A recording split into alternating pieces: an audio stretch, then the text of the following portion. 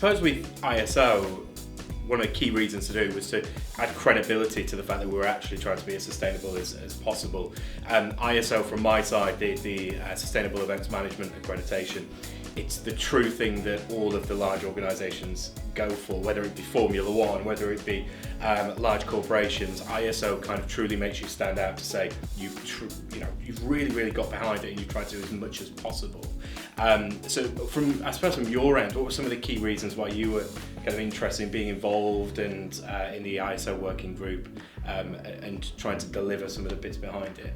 Yeah, I think it was really important that from the delivery and operation side of things that we got really involved in it, and it was really handy to be involved from right in the beginning because we got to shape what we really needed to do in terms of delivering even the most sustainable way possible on site.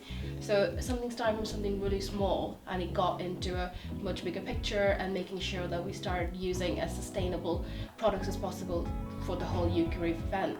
So starting from the lanyard that we used was PET recycled plastic, and then ensuring that the fuel that we used on site was not used for fossil fuels, they're from vegetable HVO fuel.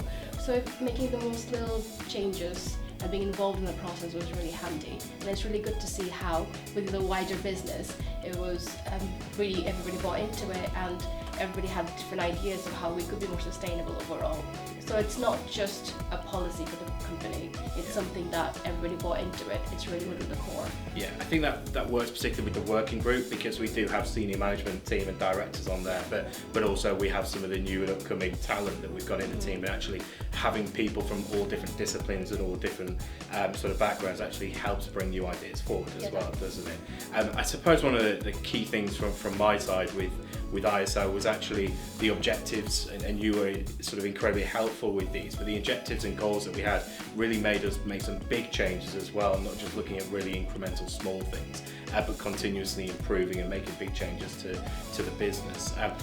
How kind of difficult did you find it implementing and doing all of this stuff from an ISO perspective? Yeah, initially I would say it's quite daunting because it's something that the company had not been involved in beforehand, but when you really break into it and try to break it into small pieces, it becomes a lot more manageable, and then it's really overall achievable because everybody within the team had really good input into it.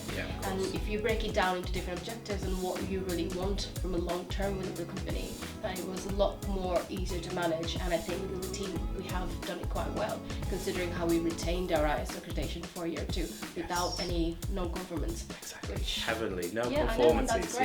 Big green tick from our end, which was brilliant. And a big pat on the back from the auditors as well. So definitely we're doing something really right. Yeah.